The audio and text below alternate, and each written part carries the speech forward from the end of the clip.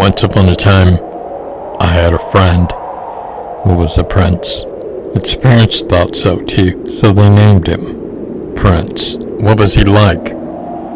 People ask a lot, and when I answer, these familiar words also come to mind. There was a boy, a very strange, enchanted boy. They say he wandered very far over land and sea. A little shy and sad of eye, but very wise was he. And then one day, one magic day, he passed my way. And while we spoke of many things, fools and kings, this he said to me also: the greatest thing you'll ever learn is just to love and be loved in return. And then one day, one magic day, he passed my way. And while we spoke of many things, fools and kings, this he said to me: Mojo, the greatest thing you'll ever learn is just to love and be loved in return.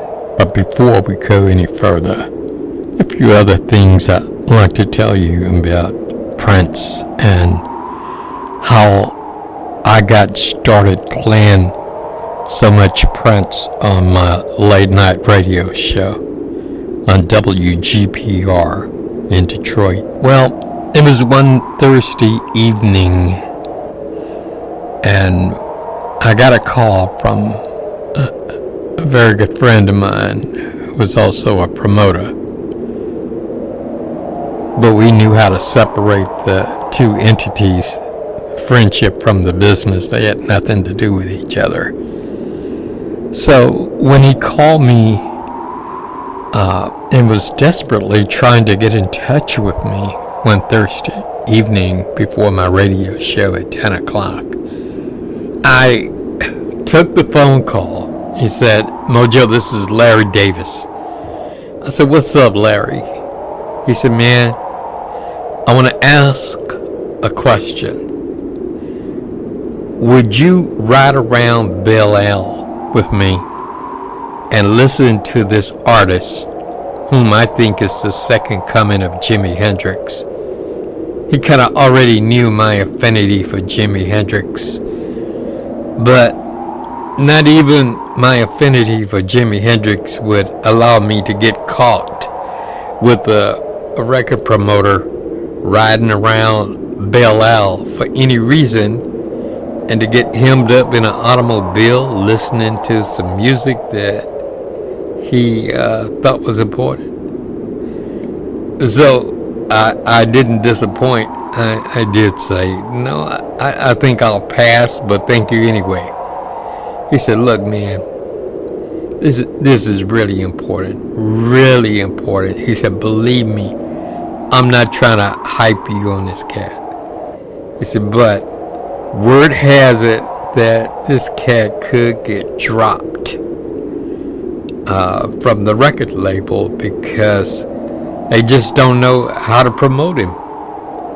He said when they take him to the white stations across town, he's a little bit too black, and when they bring him to the black stations, he's a little bit too rock and roll, a little bit too edgy. Doesn't sound anything like Tyrone Davis of the Manhattans. He says, so man, I just got to thinking that if anybody would be interested in this cat, it might be you. He said, but, you know, I guess I want to get a chance to find that out. He said, but I'll just make one last desperate plea for you just to listen to this cat. So, you know, I'm a record promoter. He said, but, you know, I'm going to take off my record promoter hat. He said, and I know you are DJ. He said, I was just wondering if you would take off your DJ hat. He said, man, because this brother that I'm talking about is so talented, so awesome, so extraordinary, so unlike anybody else that's ever existed in the music industry. And he said, if there ever were a second coming of Jimi Hendrix, it would be this cat. So that got my attention again. So he said, I tell you what, I just want you to put on your brother cap, and I'll put on my brother cap. So from one brother to another brother, we should see if we could save this brother from getting dropped from this record company. He said, man, because I tell you, this stuff is great on the album. I'm not trying to hype you. He said, man, it is extraordinary. He said, and the incredible thing about it is that this cat, he wrote everything on the album.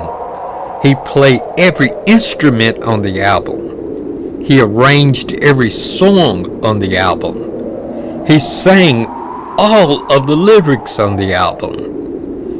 And he designed the album cover. He said, man, if that's not one awesome dude, man, he said, I don't think we'll ever see anybody like him.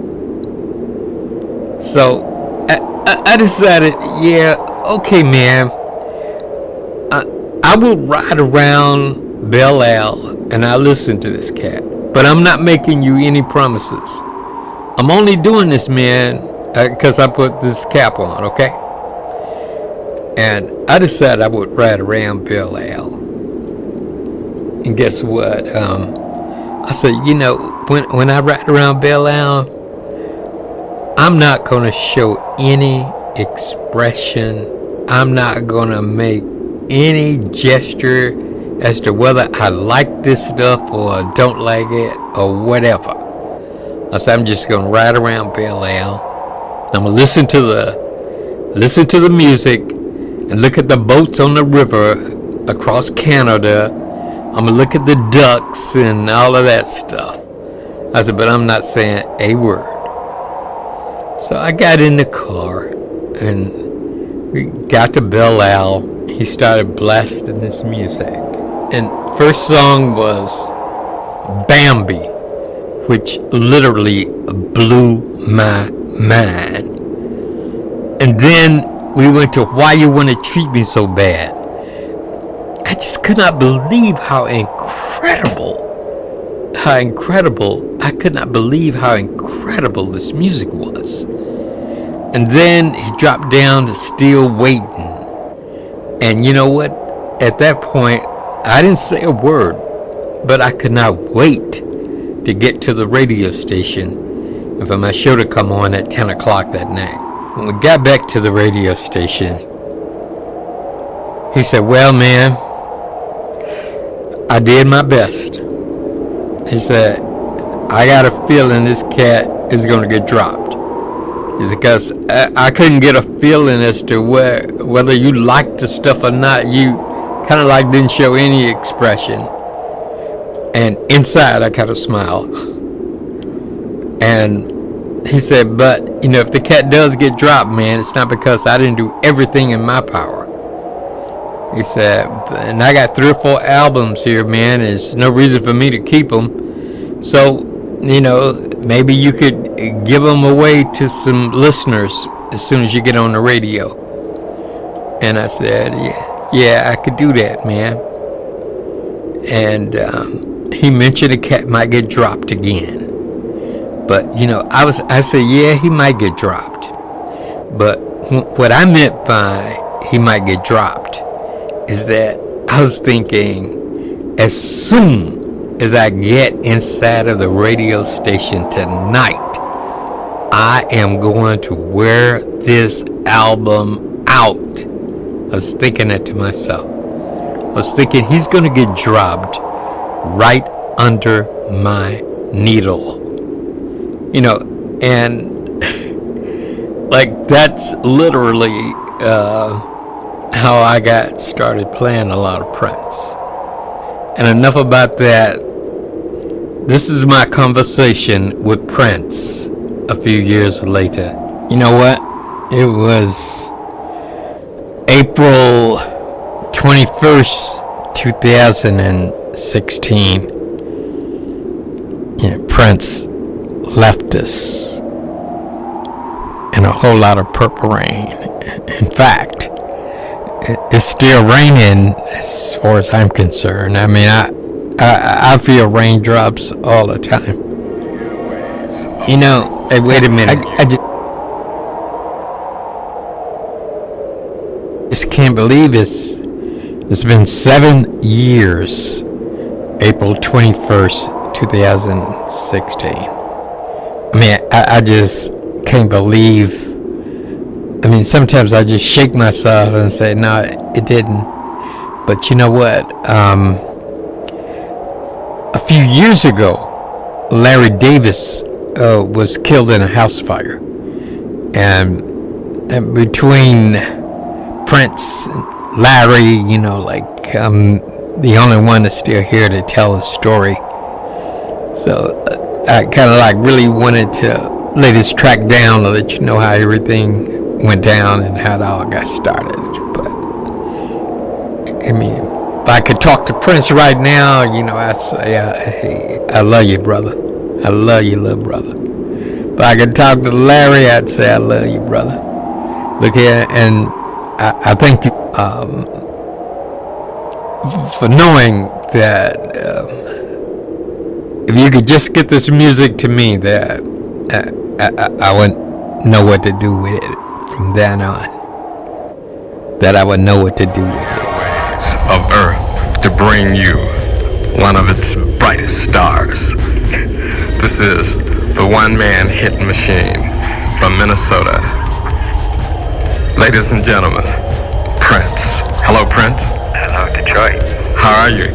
All right, how are you? Well, Prince, I heard nothing but magic flowing down from the concert. How was it? A lot of fun. Should have been there. Look, I was there in spirit. I wanted to be here for one reason. I wanted to be here so that the moment that the concert was over, I wanted to flood the airways with Prince. Well, you know what? I was driving home from the gig, wiping sweat off my brow, and I heard Automatic. And we just got through playing it. And we don't normally play that one, but went over pretty good, and I think it's because of you and what you've done for us. I think it's a good feeling.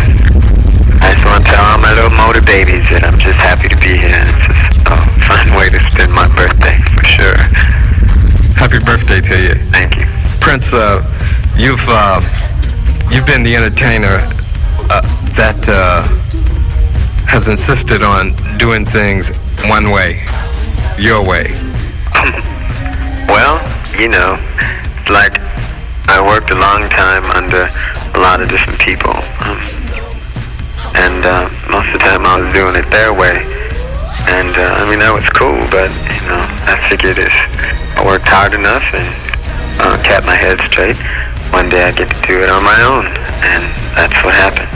So I feel like I don't try to hurt nobody, and I, like I say, keep my head on straight. My way usually is the best way.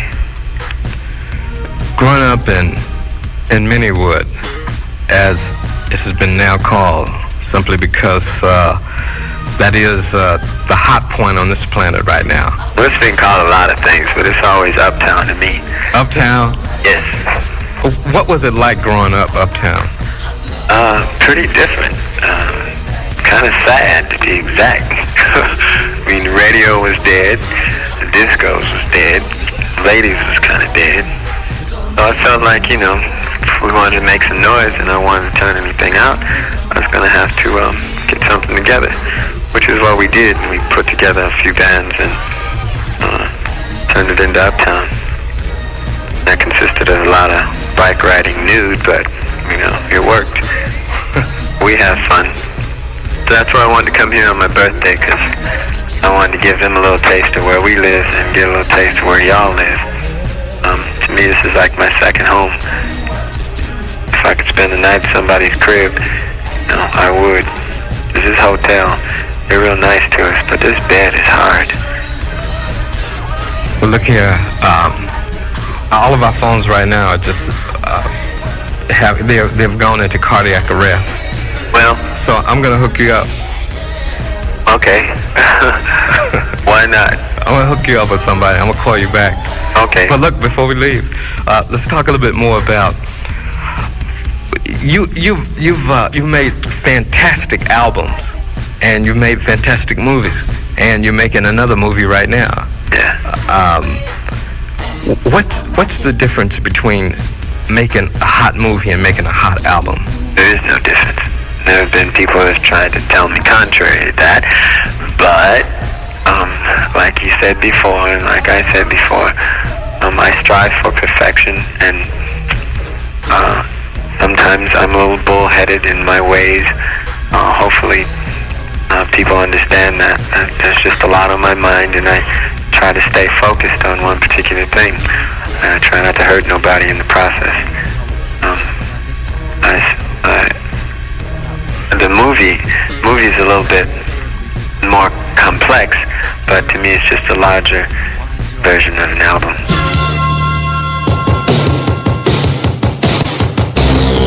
You're listening to Electrify Mojo, Rare Moments.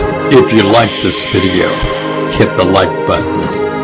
If you wish to subscribe, hit the subscription button. If you like this video, hit the like button. If you wish to subscribe, hit the subscription button. If you wish to subscribe, hit the subscription button. Hit the subscription button. Do not ever leave home without your mask. Do not ever cook food for you or anyone else without your mask. Do not serve food without your mask. Do not talk to anyone without your mask.